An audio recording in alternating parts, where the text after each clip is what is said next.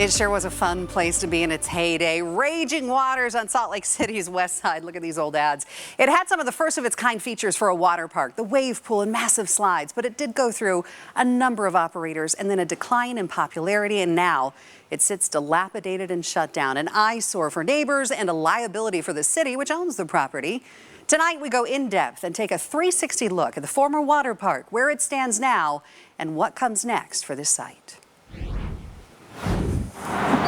There's a lot of fond memories, and it's unfortunate that we're to this point. This is the former Raging Waters property at 1200 West and 17th South in Glendale. This is what it looks like after the previous operator walked away. In this Fox 13 360 report, you'll hear from the Salt Lake City Assets Manager, the Glendale Community Council, and people who live near the rundown water park. Despite security on site, these 17 acres have fallen victim to vandals, arsonists, and thieves who have stripped any valuable metals or items. It opened in 1979 as Wild Wave. Its 500,000-gallon pool was one of only 3 wave pools in the world.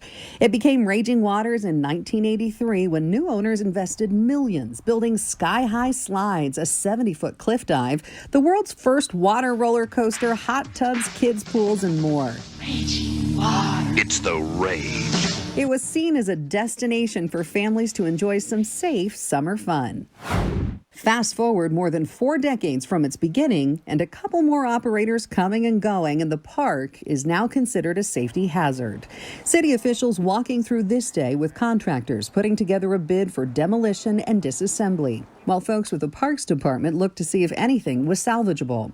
Salt Lake City Assets Manager J.P. Goetz. Most of the experts agree that they would need to start over. You see right now, it's a liability, and we want to turn it into a community asset just like any of our city properties. To find that kind of undeveloped land in Salt Lake City, in a neighborhood that's growing like ours is very unusual. And so we have a really great opportunity. Glendale Community Council Chair Turner Bitton says they've been trying to get input from residents on what they'd like to see here at this site that sits just north of the Glendale Golf Course. It's often hard to build consensus on a project like this. You know, you're looking at essentially a blank slate. To have this open area, what's the goal to kind of keep that as a community space and as an area that is almost still a community park or a gathering place instead of just being developed, and into some sort of commercial area?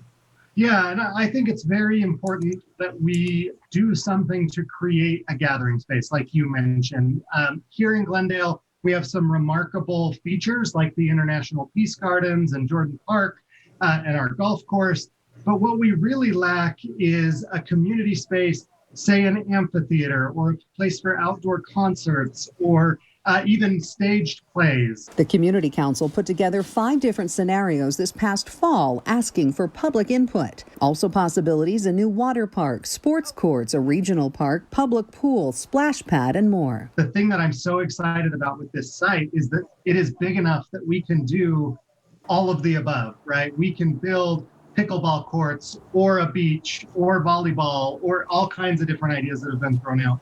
The site is big enough that we can really build a remarkable, incredible space for our neighbors. We live so close to it and have a nice park right here that it would be nice to have something. MJ Bear lives nearby the site with his family and says it's been attracting the wrong kind of crowd in recent months. Kind of depressing, in all honesty. He says he welcomes any kind of improvement, reminiscing about the good times he had there as a kid himself. I remember taking the water slides down and using the cool wave pool every once in a while. I loved it when it was open because during the summertime, all my kids would go swimming and then walk home to come home and eat, and then they would go back and swim again or hang out with friends. Vika Satini lives right next to the former water park in Glendale, a neighborhood she says she loves. But she says she's really missed the park since it closed nearly 2 years ago.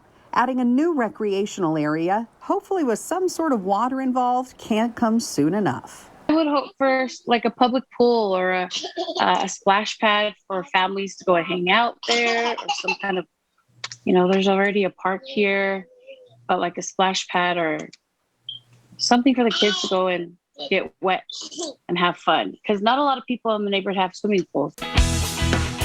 But the conditions have taken a real slide since this ad in just 2010, and from what most people remember about the park. Now it's what we'll dive into there next. You're asking, thousands of neighbors what their vision is for that site. Bitton says that can take some time. A consultant now being hired by the city to solidify those options and public opinion. When residents have all the information they need about the cost and the conditions and the difficulties with a particular site, it makes it easier to build that consensus and bring people together on a shared vision for the site. The land does have some restrictions because of how it was purchased. It needs to remain accessible to all and as some sort of active outdoor recreation area. But exactly what that may be remains to be determined. We really do need everyone's voice, and we want everyone's voice in this process. Well, as for when we'll see the reimagined park, it could take months, even years. City officials and the community council have a survey that they'd like you to take right now about what you would like to see there. We can link you to that at fox13now.com.